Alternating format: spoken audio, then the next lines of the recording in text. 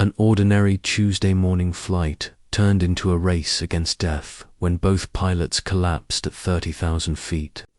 The passengers had minutes to live. The plane was dropping fast. And the only person who could save them was a 17-year-old boy who had never flown a real aircraft in his life. Before we dive in, what time are you listening? Where are you from? Drop a comment below and tell me. And please like and subscribe for more videos like this. Marcus Webb was not supposed to be on flight 447 that morning. His original flight had been cancelled, and the airline squeezed him onto this one at the last minute. He settled into seat 23A, pulled out his phone, and scrolled through his flight simulator app one more time. For 3 years, Marcus had been obsessed with flying. He spent every spare dollar on flight simulation software, studying cockpit procedures, memorizing emergency protocols.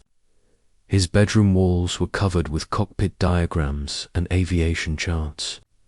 His parents thought it was just a hobby, something he would outgrow. But for Marcus, it was everything. He dreamed of becoming a pilot, of touching the sky, of commanding a giant metal bird through the clouds.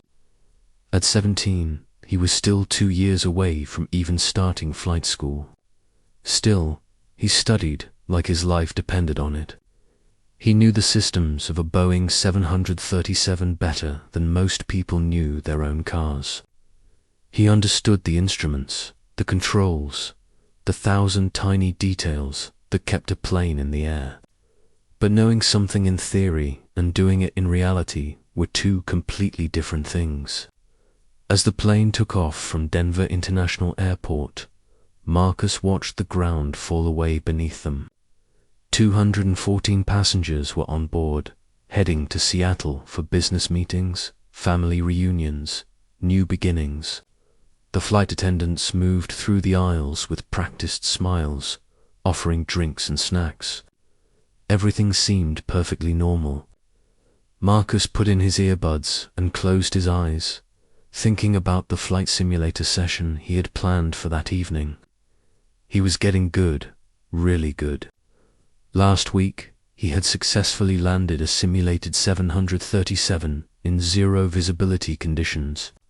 His online instructor had been impressed, but that was just a game, just pixels on a screen. The real thing was different. The stakes were different. 40 minutes into the flight, Marcus noticed something odd. A flight attendant rushed past him toward the cockpit, her face tight with concern. Another followed seconds later. Passengers started murmuring, craning their necks to see what was happening. Then the intercom crackled to life, but instead of the captain's calm voice, they heard fumbling sounds, someone breathing heavily. The plane lurched slightly to the left. Overhead bins rattled. A woman gasped. Marcus pulled out his earbuds and sat up straight. His heart began to pound. Something was very wrong.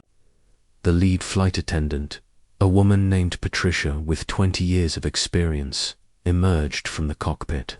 Her face was pale, her hands shaking. She grabbed the intercom handset and her voice came through the speakers, trying to sound calm but failing. "We have a situation," she said. "Both pilots are unconscious. We need anyone with flight experience to come forward immediately." The cabin erupted. People started shouting, crying, pulling out their phones to call loved ones. Children began to wail. A man in first class stood up and said he had flown small private planes. Maybe he could help. He rushed to the cockpit. Marcus sat frozen in his seat, his mind racing. This could not be happening. Things like this did not happen in real life. But as the minutes ticked by and the plane continued its slight leftward drift, as the altitude slowly began to drop, Marcus realized with crystal clarity that this was real. This was happening, and people were going to die. The man from first class emerged from the cockpit 5 minutes later, his face green with panic. "I cannot do it," he said to Patricia. "I have only flown tiny This is completely different. I will kill everyone if I touch those controls." Patricia's eyes swept the cabin desperately. "Anyone else?" she called out. "Anyone with any flight experience at all." Silence. 214 people, and not one of them could fly a commercial airliner. Marcus felt his hands gripping the armrests so hard his knuckles turned white. He had no real experience. He had never touched actual flight controls. Everything he knew came from a computer program, from books, from YouTube videos. But he knew the systems. He understood the principles. And looking around at the crying children, the terrified passengers, the flight attendants who were barely holding it together, Marcus realized something fundamental. He might not be able to save them, but if he did nothing, they were all going to die anyway. Marcus unbuckled his seatbelt and stood up. His legs felt weak, his mouth dry. "I can try," he said quietly. Patricia did not hear him over the noise. He said it louder. "I can try. I know how to fly. Sort of." Patricia stared at him, taking in his young face, his trembling hands. "How old are you?" she asked. 17, Marcus said. "But I have been training on flight simulators for 3 years. I know this aircraft. I know the procedures." Patricia looked like she might cry, might scream, might collapse right there in the aisle. But instead, she nodded once and led him toward the cockpit. As Marcus walked down the aisle, every eye in the cabin followed him. Some people looked hopeful. Others looked terrified that their lives were being placed in the hands of a teenager. Marcus tried not to think about it. He stepped into the cockpit and his breath caught in his throat. The captain was slumped over the controls, completely unconscious. The first officer was collapsed in his seat, his face grey. Later, they would discover it was carbon monoxide poisoning from a faulty air circulation system, a 1 in a million malfunction. But right now, all Marcus knew was that he was looking at 2 dying men and a console, full of instruments that suddenly seemed far more complicated than anything in his simulator. Patricia and another flight attendant dragged the captain out of his seat. Marcus slid into it, his hands hovering over the controls like they might burn him.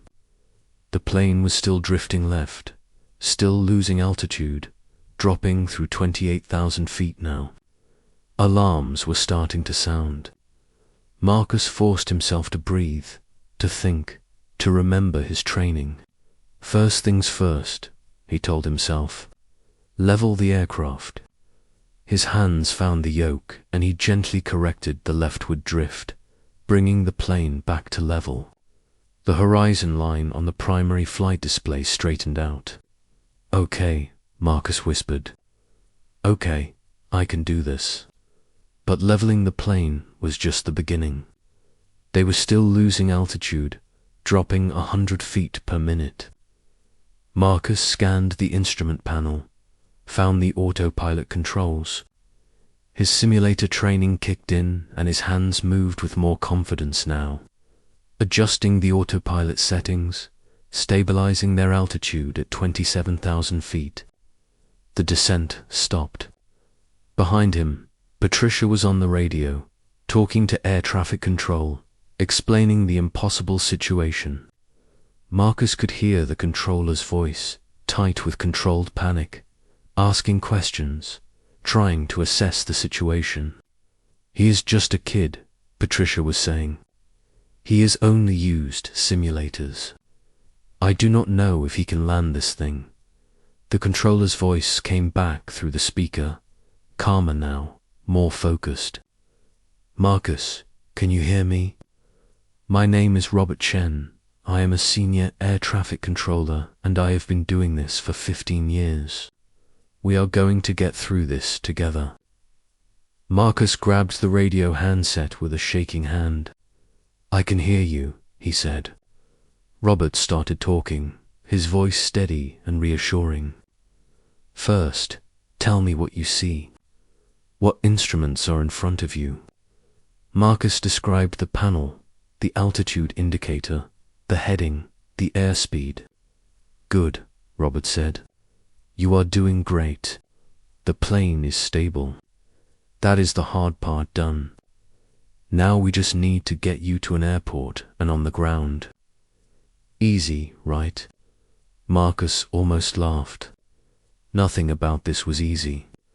But Robert's confidence helped. They started going through the checklist, item by item. Robert talked Marcus through checking the fuel levels, adjusting their heading toward the nearest major airport, configuring the plane for a long, slow descent. Every few minutes, Robert would reassure him. You are doing perfect, Marcus. Just like a simulator. Just follow the procedures. But it was not just like a simulator. In a simulator, if Marcus crashed, he could just reset and try again.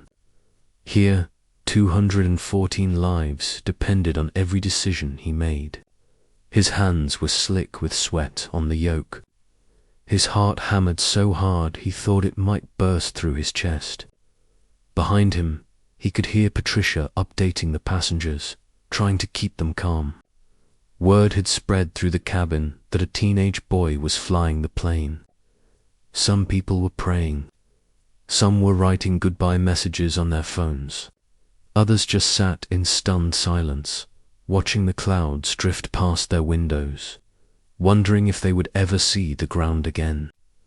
Marcus tried to block it all out, to focus only on Robert's voice, only on the instruments in front of him. One step at a time, one procedure at a time. They flew for 40 minutes in a wide circle, burning off fuel to reduce landing weight, while Robert walked Marcus through every single step of the approach procedure. Marcus had done this 1,000 times in his simulator, but never with this much pressure, never knowing that real people would die if he made a mistake. The airport came into view ahead, the runways laid out like grey ribbons across the earth.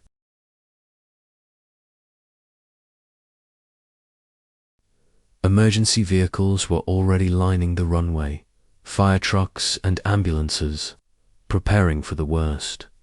This is it, Robert said. We are going to start your descent. Remember everything we talked about. Airspeed, altitude, heading. Small corrections, nothing dramatic. The plane is designed to fly, Marcus. You just have to guide it. Marcus began the descent, his eyes flickering between the instruments and the runway ahead. Altitude dropping, 20,000 feet, 15,000, 10,000. The plane shuddered slightly as they passed through some turbulence, and Marcus's stomach clenched. But he kept his hands steady on the yoke. At 5,000 feet, Robert talked him through extending the landing gear. Marcus found the control, flipped it. He felt the plane shudder as the wheels dropped into position. 3 green lights on the panel confirmed they were locked. At 3,000 feet, Marcus extended the flaps, just like Robert instructed. The plane slowed, configured now for landing. The runway was getting closer, rising up to meet them. At 1,000 feet, Marcus could see individual people on the ground, tiny figures watching, waiting.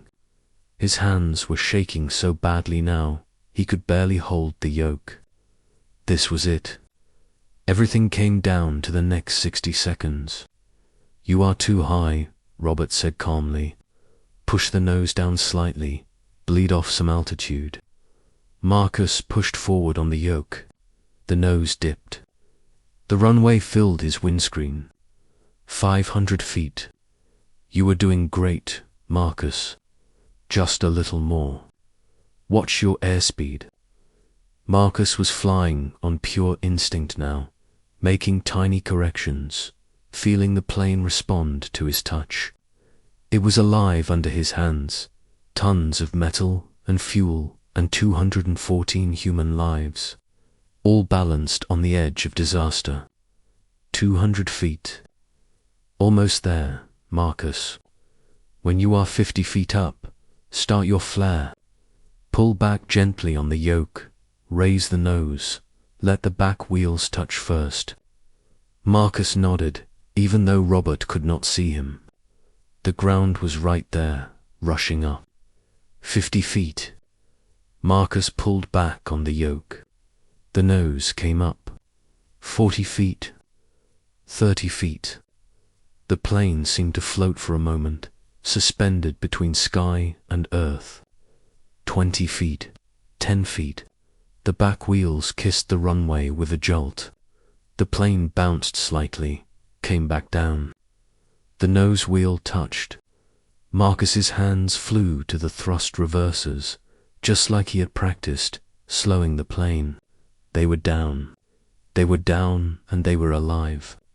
The plane rolled down the runway, slowing, finally coming to a complete stop halfway down the strip. For a moment, there was total silence in the cockpit. Then the cabin behind Marcus erupted in cheers, in sobs, in screams of relief and joy. Marcus sat in the captain's chair, his entire body shaking, tears streaming down his face. Patricia burst into the cockpit and hugged him from behind, crying into his shoulder. "You did it," she kept saying. "You saved us all." Emergency crews surrounded the plane immediately.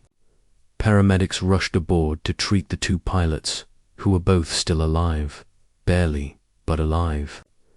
Passengers filed off the plane on shaky legs, hugging each other, hugging the flight attendants, hugging complete strangers.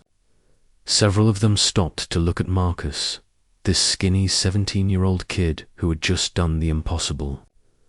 A middle-aged woman grabbed his hand and kissed it, tears running down her face. "My grandchildren," she said. "I am going to see my grandchildren because of you." A businessman in a suit clasped Marcus's shoulder and could not speak, just nodded over and over, his face wet with tears. A little girl, maybe 6 years old, gave Marcus a drawing she had made during the flight. It was a stick-figure boy with wings. "That is you," she said. "You are our angel." Marcus could not process any of it. His mind felt numb, overwhelmed. He had done it, but he still could not quite believe it was real. The media descended within hours.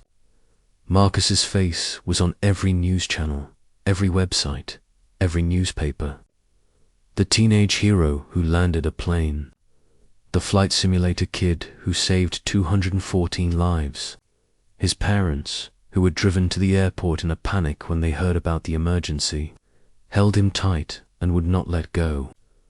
They had always supported his flying obsession, but had never imagined it would lead to this. Aviation experts analyzed the black box recording, studied Marcus's every decision, every control input. They were stunned. His approach had been nearly perfect, they said. Better than some experienced pilots could have done under that kind of pressure. The airline offered Marcus a full scholarship to any flight school in the country.